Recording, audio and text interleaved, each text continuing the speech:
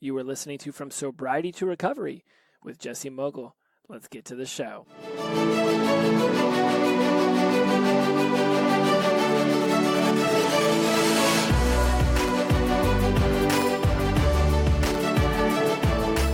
Hello, I am Jesse Mogul, and I am in addiction recovery. Thank you so much for joining me here on From Sobriety to Recovery. It is such a pleasure to have you here. Trying out a new intro there. I've been thinking about getting someone to do a professional intro for me, and I thought I really want this to be a place where people feel safe and people feel like they can learn, have a conversation. I've really been enjoying the banter back and forth with the tribe I'm growing over on Instagram, and I'm starting to notice some people who are really into this and really helping others and really just helping themselves and being a part of it. And I thought, what do I want this podcast to be? And it's not like it's an AA meeting or a refuge meeting by any stretch of the imagination, but I certainly want it to be a place where people can come and know that it's a safe place to be vulnerable and to share their secrets, share what they're willing to share. And so as I'm trying to come up with a new intro, if anybody out there has an idea for something they have heard, wanted to something to the effect that, look, the reason I call it From Sobriety to Recovery is because sobriety and recovery are not the same thing. Sobriety is abstaining from your vice. Recovery is healing from what caused you to need that vice to begin with, and ultimately recovering from the vice itself. And I say vice because I've got listeners who are who have overeating issues, and there's of course over drinking and over drug use. And I use the word over because I don't know, not everybody's bulimic or anorexic. Some people just ate a lot. Some people just drink, socially, but found it to be uncontrollable. Some people obviously have much deeper issues that they're trying to contend with, and like with me, we've all got our own story to share, and I love the fact that I'm being able to dive into those stories deeper with people on Instagram. It really is my platform du jour right now. I'm really enjoying what I'm able to curate over there, and I hope everybody is a part of that as well, because I'd love to hear what you guys have to think about the show. Now, on to the show. I was talking with a really good friend, an old high school friend, this last weekend. So shout out to you, because I know you listen to the show. And one of the things that we got to talking about that I really thought I hadn't had a chance to share on the microphone yet was that really this podcast is all about growth mindset, habit creation, identity. It's not only about sobriety and recovery. That is, it's under the umbrella of that. That is sort of the disguise that the show takes on. But it's for everybody. Anyone you know out there could be listening to this and can learn from it. And so just because someone isn't an alcoholic or a drug addict or have eating, gambling, sex, porn, whatever the vice of choice that is, doesn't mean that they still can't learn. And in fact, when I launch College Success Habits, which is coming out soon, that's basically the same material. It's just for a whole different clientele, right? It's not even clientele. It's a whole different fan base, a whole different tribe, a whole different world. I'm so excited to get to them, and I'll tell you why I'm doing that for that particular crowd is because I think in high school and college is where you start to lay down the strong foundation of the habits you're going to carry on into the rest of your life. I know that my addiction started when I was 8 years old, and my mom got Crohn's disease and went through 30 or 40, just so many surgeries in those first few years. And I started coming up with efficient ways to live my life. I came up with a system for everything. Synchronicity and efficiency became this huge thing. I was constantly searching for that sweet spot where it felt like I was in control and mastering the universe's energy, because with my mom's ileostomy bag, which is something you get when you have Crohn's really badly, like she did, where she had to go to the bathroom in a bag on the side of her hip. Her intestines no longer worked. So plumbing didn't work anymore, if you guys get my drift. And so a lot of really heavy stuff happened from that. And if you go back and listen to the Valentine's Day show, which is episode 8, you'll be able to really hear a lot more about that story. But it was at 8 years old that I started to realize that my life had to be very efficient to try to counteract any of these chaotic moments that life throws your way, which of course we realize is damn near impossible, because life is all about the symphony of chaos, and it's like the ballet of chaos. It's beautiful, and you think, oh, every movement is precise, and then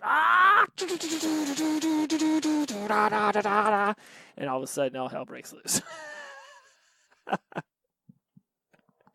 Did you like my speed metal chorus right there? I'm really happy with that. That was totally impromptu. I say all this because as I've begun to grow into recovery and really embrace everything that it has to offer, I'm going back through all of these traumas and these moments that I've started to build these walls up for, and realizing that that's one of the beauties that comes from this entire process, is to really start to hone in on why this all started happening to begin with. Thinking that my addiction started when I got to, the summer I graduated high school and got into alcohol and drugs is foolish. Like, I started laying down the path for that well before then. It just so happens that it reared its ugly head as soon as I was able to get away from my parents and really start to throw it down. And so I feel like I've lost my train of thought on why I got into this. I really think, I honestly can't remember. Let's see if I can now. Started by talking about my friend from high school, and shout out to This Is For Everybody. And this is why I'm going towards the college and the high school demographic. Thank you very much. See, it took me a second. I'm not even going to edit that out. I want you guys to be able to hear how my little brain went back and figured out what I was talking about. So I actually got back to. I actually was able to pull that out of my mind much faster than I thought I would. Maybe it's because there's a timer in front of me. I'm going after the college and high school crowd because they've already started to lay down these habits that are gonna become much more pronounced whenever they get away from their parents and go off to college. So if you can get them in high school and start to show them some of the triggers, some of the anchors that they're latching onto, some of the problem areas, right? You're not going to be able to help everyone, but if you can just help that one person, that could be one life saved, you've changed the world. I really do believe if you change one life, you've changed the world, because you've changed their world, and everyone they come in contact with, they'll change that person's world. And, if you do the 6 degrees of separation, you pretty much can, within 6 degrees, know every single person on this planet. And so that's my theory anyways, and I'm sticking to it. It's not a fact. It's just something I'm going to put on the internet in a blog, and then it'll become fact, because everything on the internet is totally real. Totally real. So those are the two shows that I run, and they both talk about the very similar, if not damn near the same. You should see the show notes lined up. Oftentimes it's just how I reference it. Right, how I'm going to talk to those of us who are in sobriety and recovery or suffering from addiction and vice issues is different than I'm going to talk about it with the people who are just in the beginning stages of even discovering what that means. Though I know plenty of people through my meetings and through my life who got themselves into addiction very young. I heard someone as young as 9 years old who started doing alcohol and drugs. So that's hell, I might need to start gearing this towards fifth graders soon, with the way society's moving at the speed at which young kids are starting to mature. Although I wouldn't call using alcohol and drugs maturing, but they are certainly starting to do things that maturity would be much better to have if you're going to do. So those are the reasons I'm doing the shows, and those are the people I'm gearing it towards, and it's very similar content because I really think that a lot of people don't have emotional maturity because we're not raised with it, because our parents didn't have it, because their grandparents didn't raise them with it, and it's just this huge chain of emotionally immature people, and I think our society is overrun with it. It's people being beholden to their thoughts and not having empathy, sympathy, or compassion towards other people with different thoughts, right? You hear somebody else's story and you're just like, roll your eyes, or, it's, someone, I just see it happen a lot, and I'm not going to trail off on this one, but it's just important to understand that there's certain areas in my life where I know that I'm still very emotionally immature, and so I would just ask for you to look into your own life and decide where you can find places like that. And so this podcast is going to help you find some of those things. So what did I write up in my show notes today? Not too in depth, because I already knew I was going to start rambling a little bit and go off into my Jesse time, and I love Jesse time. I hope you enjoy Jesse time too. Jesse time, Jesse time, Jesse time. Ba-do-do-do-do. That's a little fish medley for you. I hope you enjoyed that. I talked about in the last episode self-doubt. And self-doubt creeped into me when I came back from my business trip, and I've since worked through a majority of that. And while it's still, there's the remnants of it still in there, I, for the most part, have been able to understand where I had that anchored in. And then this is going to my 3 keys for the show, is really from what I've experienced all week since I've been back in Los Angeles. These are the 3 main things that I've noticed that came through discussing self-doubt with you guys on the show, and also with some of my peers and friends and loved ones in the area. I had a great talk with my dad the other day for about 3 hours, really dove into what my expectations were for my life and career moving forward. And so these are the 3 keys. We have expectations, which, according to my theory, they lead to disappointment because rarely will something live up to the picture you have of it in your mind. All right, and so expectations, self-doubt, you start to doubt what you're going to achieve because in your head you have an expectation of what that's going to be and what that will look like, right? But the problem is that you have no clue. You can work towards something, and you can hope that it becomes what you want, and you can set. But if you set expectations, it's surely going to lead to failure. I mean, Michael Phelps and Usain Bolt and some of these athletes certainly bring to mind that the people who are able to live up to the expectations. When Phelps won all 7 events he was in and I think he got a silver or bronze in one of them, but he got 7 golds. He wanted 8, so I guess he didn't live up to his expectations. He's a failure. He's a failure. Bad Michael Phelps. Got busted smoking weed after winning 7 gold medals. You're a horrible human being. In 5 years, when every single state has that legalized, people are going to laugh about the freaking shit fit they had over that stupid picture. So expectations are rooted in, there's fear. Right? When I discuss fear with people, I say the reason fear comes is from the expectation of something. So we'll go into that a little bit more. I like that. I should add fear into the show notes so that when I come back to this, I don't start to go off into Jesse world and forget to bring up fear. Key number 2, say what you mean and mean what you say. And then key number 3, be okay expressing your feelings, thoughts, and beliefs that might upset someone. And so this is all going into emotional maturity. And so let's jump into it because I'm super pumped. And I think you're going to enjoy this. I think you already have enjoyed this, haven't you? Already to this point, you're thinking, I am really glad I've dedicated 12 minutes to this man so far. This has been extraordinary. Expectations lead to disappointment because rarely will something live up to the picture you have of it in your mind. If I go to an amusement park, I expect to have fun. I do. I expect to have fun because I'm going to have fun. I have fun. That's what I do. Having fun is my default. Being, coming at things from a happy, positive, optimistic place is my default. Right? Some people don't have that, and it's something you got to work on because you can always find the pessimistic side. Let's go to a amusement park. The lines are going to be 2 hours long for the best rides. Yeah. Well, have a fully charged battery. Put your phone on battery saving mode from the moment you get there. Have 100%, and then you can sit there and play Words with Friends in the line the entire time.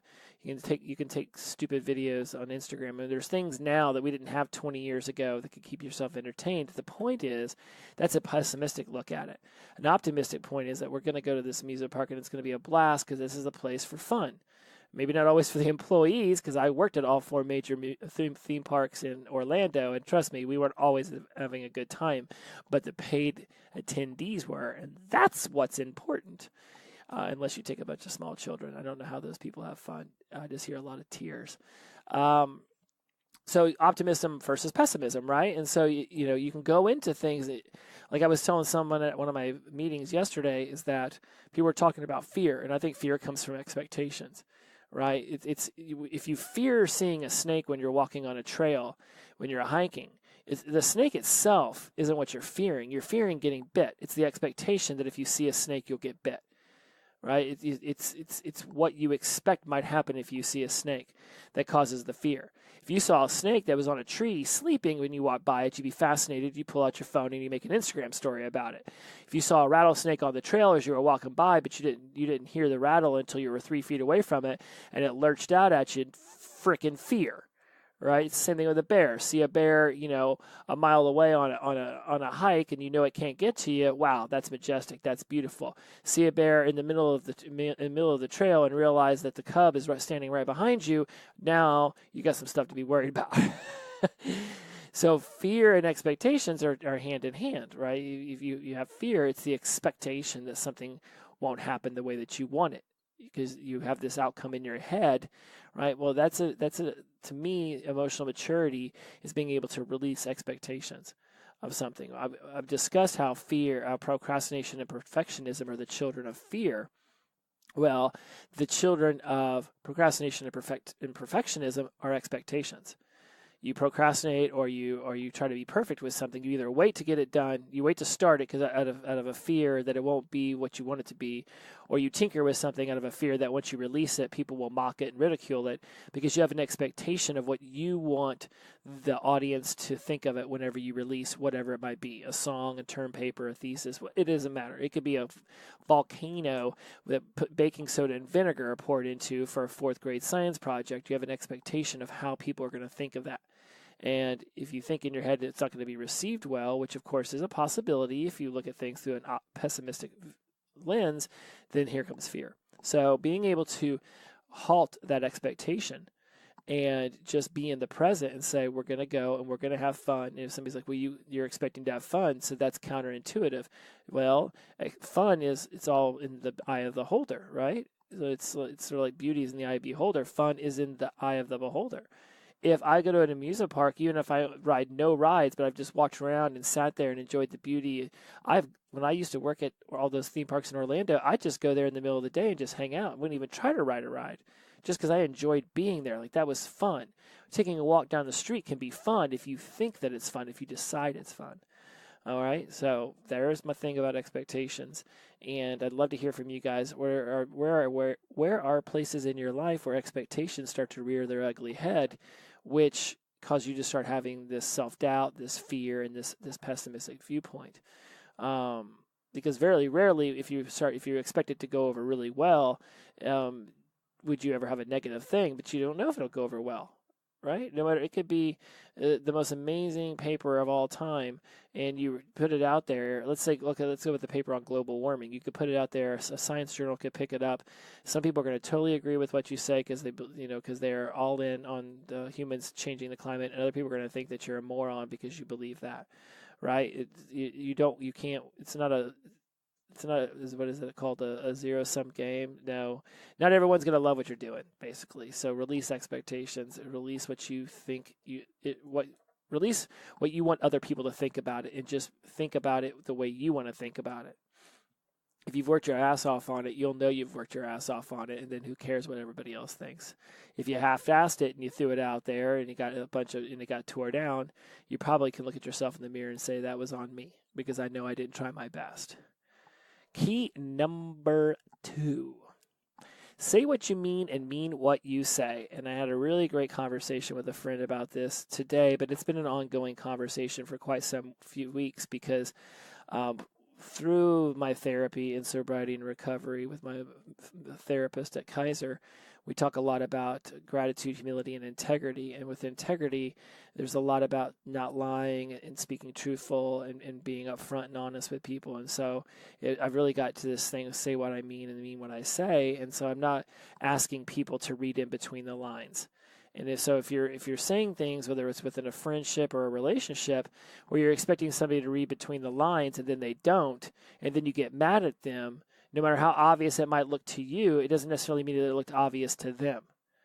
For me, if someone says, yeah, we could go do this, but if you want to go do that, well, then you've given me an option. And if the this versus the but that, if the but that is something I prefer more, and you've basically said you decide, well, of course I'm going to want to take the but that. And then somebody might be like, but you knew I really wanted to do the this. Then you should have said that. I know the but that's available, but this is really important to me. Okay, then let's go do that. It's like a couple in a car, and the husband asks the wife, and the boyfriend, girlfriend, girlfriend, whatever, says, where do you want to eat? And it becomes this back and forth hem-haw around. I read a really cool, I was reading some book recently about talking about that. It was like the step by step of how the woman wanted to go to an Italian restaurant, and ultimately they ended up at a pizza place because she finally got her husband to narrow it down to Italian, but he didn't understand it meant fancy restaurant with cool little, Catalini or whatever. I don't know. Not calamari. That's not what I was trying to say. Cannolis, maybe. Point is, if you want to go to the Italian restaurant and get the cute little cannolis, then say, let's go to the Italian restaurant and get the cute little cannolis. Give them the option to say, no, I'm not in the mood for cannolis, but we can do that tomorrow. Tonight, can I go have pizza? Say what you mean and mean what you say.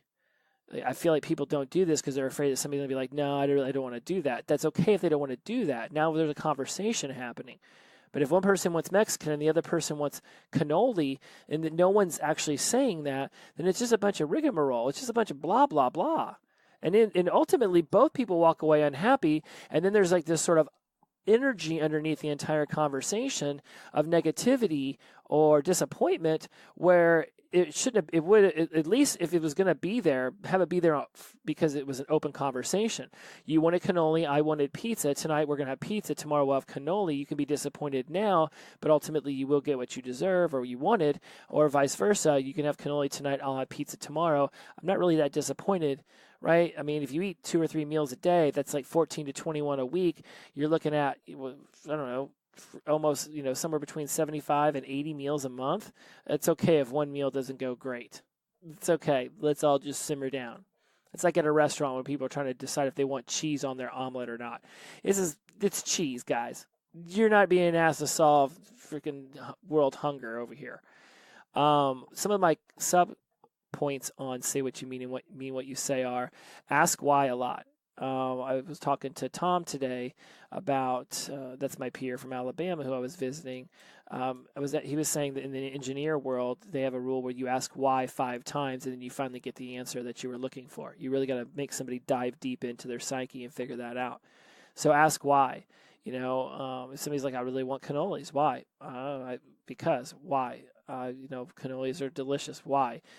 Because I haven't had cannolis in a while. Why? Well, I saw a commercial on television and cannolis, they just look so great. Why? Because my mom used to make cannolis when I was a little kid, and I've just really been feeling like having that stomach vibe, gustatorial, olfactory connection with my mother, and I really want a cannoli tonight. Oh, well, yeah, let's go get your cannolis, because that's awesome that you feel that connected to that dish, that it can bring you back to that time in your life when you felt connected to your mom, right?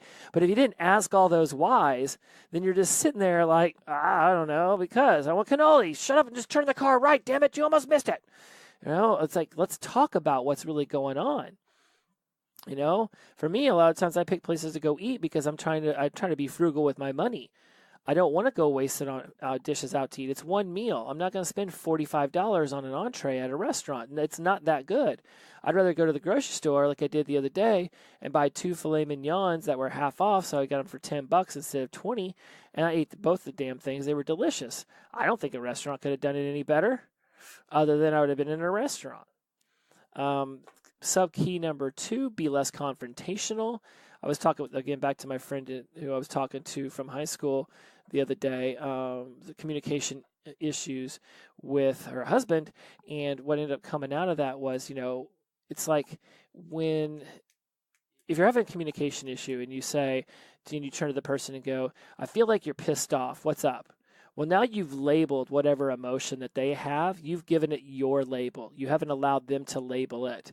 And if pissed isn't what even if it's close to pissed, like furious, it's not the same. And now you've labeled it for them, which is going to cause them to feel confronted, rather than saying something like, I'm feeling an energy that's a little bit off right now. Is something going on? Would you like to discuss it? See, less confrontational. You open up the portal. If they say no, I'm not really, then, and this is a sub point of that. I told her when it comes to the husband, talk, and I'm not saying talk to your husband like a child, because that's literally almost what came out of my mouth. But one of the things I was reading the other day, and again, I think you can tell I read a lot, is that when you don't be vague with your questions with children. If the kid comes up and you say, "How was your day at school?" and they say, "Fine," it's because you just ask a very bland question. Now, if you say, "How was science class today?" All right, and they say, "Fine," then you can say, "Well, what about what chapter are you reading about?" Like, ask really specific questions, and you're going to get some excitement. You're going to get some contact. You're going to get an energy from them, because then they're going to know you really care. You know how many people walk by me on any given day and say, "How you doing? What's up? How's your day?" Like, they don't really care. If you go to Europe, this actually ends up being an issue, because the people over there, if you ask somebody how they're doing, they think that you really want to know, and they're going to start talking to you. But Americans have this reputation as being a citizenry who doesn't really care. It's just a way of walking by somebody, right? So it ends up upsetting people. So don't do that here. If you really want to know how someone's day is, then be specific. "Oh, how is this? How was that?" Like, really ask a question. So I told her that when she's having these conversations with her husband and she doesn't feel like there's a connection there, right? So I'm feeling a little bit of an energy shift with you right now. Something going on that you'd like to discuss? No, I'm fine. Is it something at work? Or, that project that you've been working on that you were really hoping to get the big deal? Yeah, it just, the client really didn't like it, but whatever, it's fine. Well, what didn't the client like? I know you really put a lot of energy into that, and it really concerns me that it didn't live up to your expectations. Back to key number one. But see what you're doing right there? Do you see it? You're getting specific. You're honing in on actual parts of their lives that then, if they decide not to share, they're just blatantly not wanting to share. And then again, don't be confrontational, but just be like, "Okay, is this not a good time?" Like, I wanted to talk to my roommate about something last night, but he was really brain fried from working a bunch over the weekend, and I could have taken that rejection of the conversation at that time as hurtful, but in reality, he's just not in the mood for it. Ultimately, he went upstairs, he got in his room, he texted me, he's like, "Hey man, I wasn't trying to be a dick. My brain's fried. Can we schedule a conversation on Monday or Tuesday and talk about that?" Yes. Right? But had I gotten upset because he didn't want to talk about it then, without even thinking about where he was coming from, right? Had I become confrontational, that would have been it. It would have turned into an argument. It would have been a shutdown. I certainly wouldn't have gotten the text, and I probably wouldn't have gotten his okay to go forward with the idea that I have that needs partially his permission to move forward on. So, confrontational. Think about the way you're asking people stuff. Think about where they're at, right? Don't just assume that when your husband or wife gets home from work, you can be like, "Oh my God, your kid did this and your kid did that. I've been dealing with this all day. It's your turn." Sure, it does need to be an opportunity for the person who's been gone all day, or it was whatever the situation might be, since a lot of families are two-income families now. Whatever the situation is, you both need to just be like, take a breath. Don't be so confrontational. Like, welcome somebody in the door differently, right? If you're not doing this already, man, I'm telling you what, go ahead and start doing this now. You're going to be really impressed with how much it shifts the energy with the people that you're living with. And my last key on say what you mean and mean what you say is be clear and direct. When, again, say what you mean, what you say, ask why a lot, be less confrontational. But when someone's asking you a question, you come back with the answer, be clear, be direct. I am not great at this. I know I'm not great at this because I'm told by one specific person regularly that I can talk in circles, and I'm not great. And it's generally because I'm trying to figure out what it is I'm truly thinking, feeling, believing, or whatever, right? Like, I really try not to handcuff myself to ideas wholly without like a serious dissection. And so be clear and be direct. If somebody, again, this goes back to the dinner thing. What would you like for dinner? Cannoli. Oh, that's interesting. But you were really excited about that. Why? I was thinking about my mom recently, and she's been gone for about 12 years now, and she used to make some really amazing cannoli, and that place over there has a recipe that tastes pretty similar, and I just really like to have that connection with her right now. Awesome. Let's get our ass over there right now and have that cannoli. Clear and direct. Third key. Hope you guys are keeping up. I'm loving this. Be okay expressing feelings, thoughts, and beliefs that might upset someone. Sub points to this. Don't be handcuffed to those feelings, thoughts, and beliefs. Don't take on other emotions as your own. And a subpoint to that is be in control of yourself and your emotions. So let's dive into this a little bit because there's a lot to unwrap here, and I'm coming up on the end of the show, and I really want this to be powerful because I think this is some important stuff right here. Is be okay expressing your feelings, thoughts, beliefs that might upset someone. In this day and age, politics, social issues, these are just easy things. I mean, hell, now I just got back from Florida where apparently parents vaccinating or not vaccinating their kids is apparently all the rage to be pissed off about. So apparently this, and I've gotten a little whiff of this from, things I've seen on Twitter and Facebook, but I didn't realize like how much contention it was until I got around a lot of moms with some kids. It's like have a conversation about that. But if you're so handcuffed to your feelings, thoughts, and beliefs, right, then you're not going to even be able to begin to hear somebody else. A really cool Jim Carrey meme was on IG the other day that said something to the effect of, I applaud those who can hear a consenting belief to an idea that they hold true and then change their mind, right? Basically being like, like flat earthers, right? It's like if you so believe in the flat earth and then people just keep throwing evidence at you, like you're allowed to change your mind. You should realize that that's freaking ridiculous. There have been plenty of people who've gone up there. Trust me, one of those people who went up there would lie. Right? We've got like 4 or 5 countries that have sent people up there.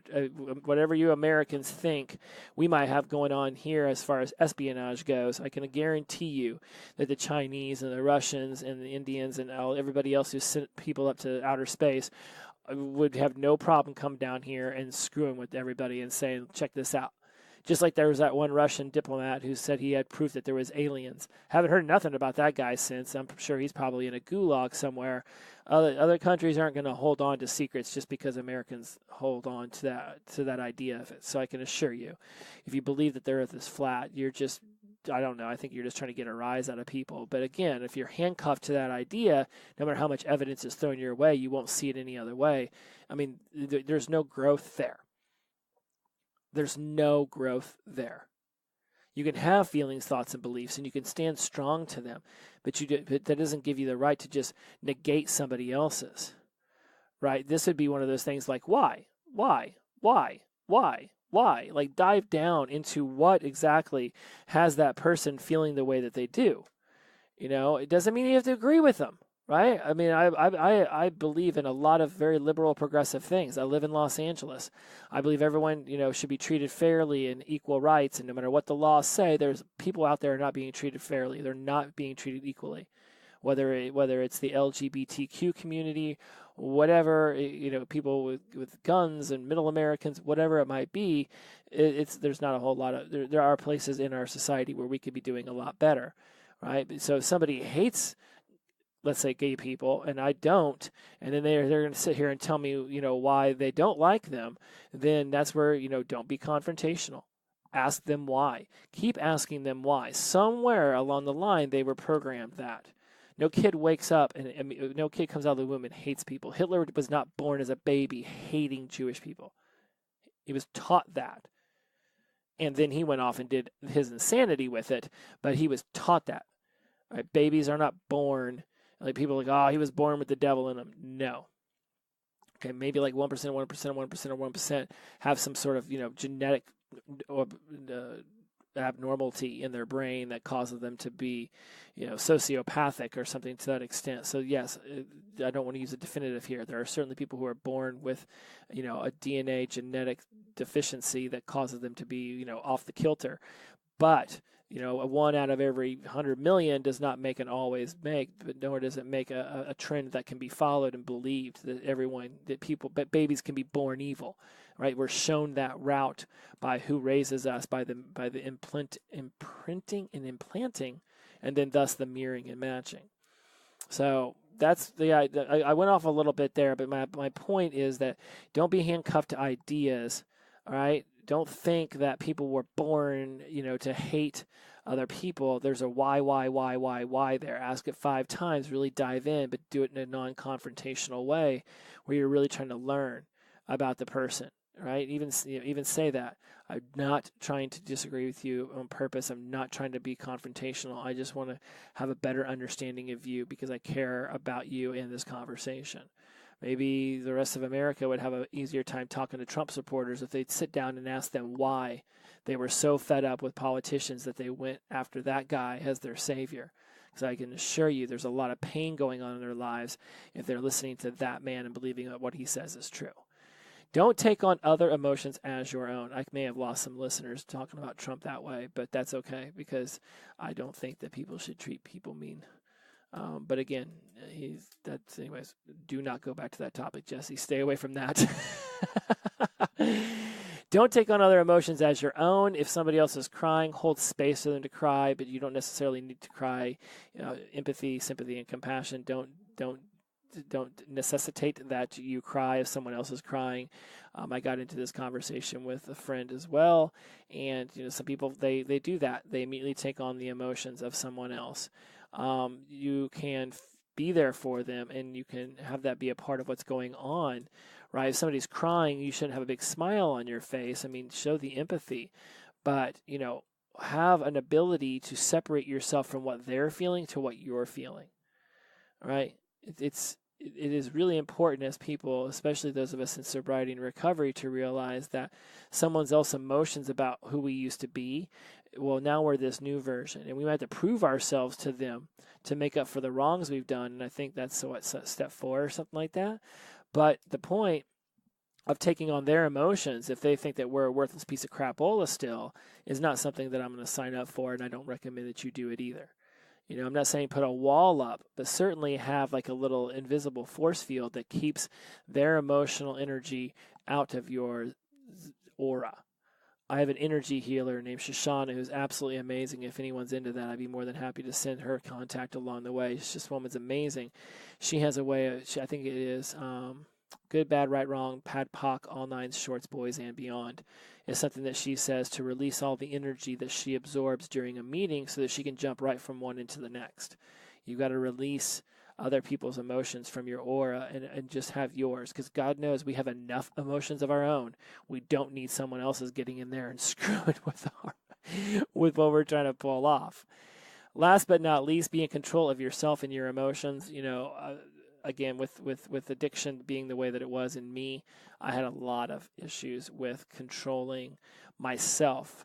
My emotions I just locked up in a box, especially after Mom died. But controlling myself when I'm sober, no problem. When I got intoxicated, all of a sudden I wanted to run through a wall. I would want to throw a beer bottle out into the middle of traffic as cars drove by just to see if I could break a window. I did some stupid stuff. I remember hitting beer bottles with a baseball bat back at Ball State over and over and over again. That parking lot was covered in glass, and the next day, all these people were trying to park in the parking lot. There's glass everywhere, and I remember somebody with the apartment company had to go out there and sweep it all up, and I felt like a dick, but I was a drunk frat boy. What am I supposed to do? So work on being in control of yourself and your emotions. And one of my favorite ways of doing that is just to stop and breathe and ask yourself, what is it you're feeling, and what was the outside influence that caused that feeling. Right? There's a circumstance. There's some outside influence, some outside trigger that causes a thought that brings about a feeling. So what was the thought that drove the feeling, and what was the act, what was the event, what was the thing, the circumstance that brought about the thought? Right? Really ask yourself, I'm feeling sad. Why? Well, I had a thought about how I'm 42 and I still don't own my own house. All right, and then it goes back to the circumstance. Why did that happen? I just heard a 25-year-old talk about how they just bought a house. Right? So now I'm comparing myself to a 25-year-old. I think I'm a loser. I feel sad.